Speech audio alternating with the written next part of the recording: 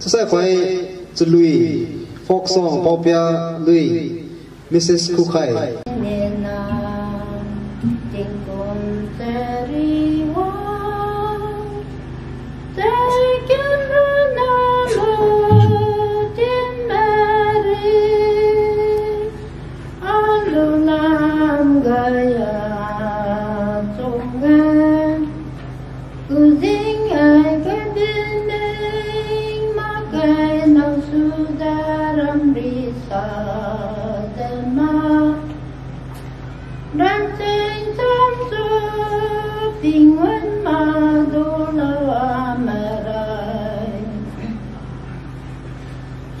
Giang xuân cờ phong hà cho mình người gì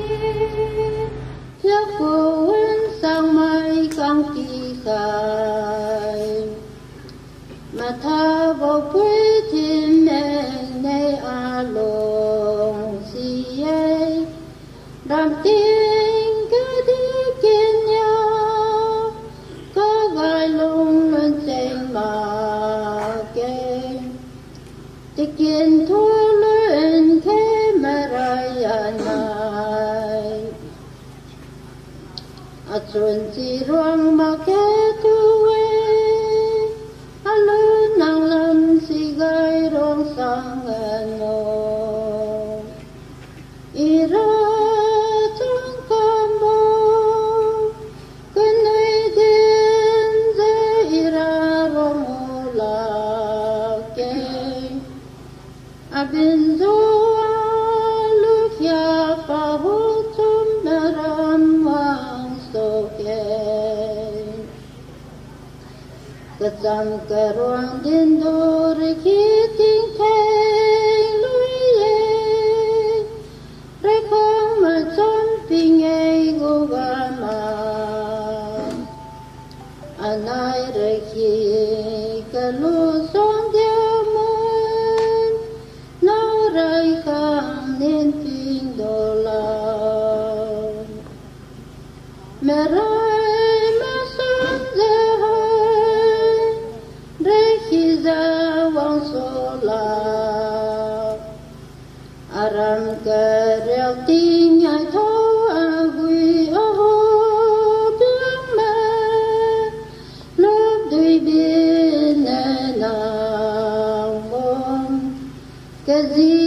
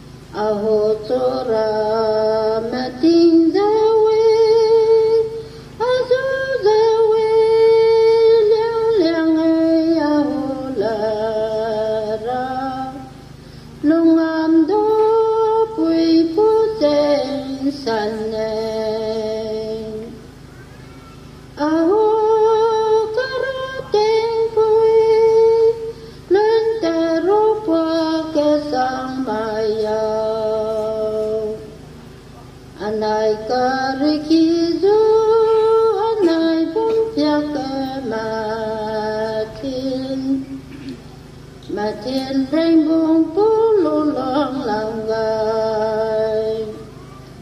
Anh ai ra gai quang đến ra sinh đi ghiên Gai cả phú a trôi cả gì này A hô hát rây khiến nô gặp nhau lùi cha lâu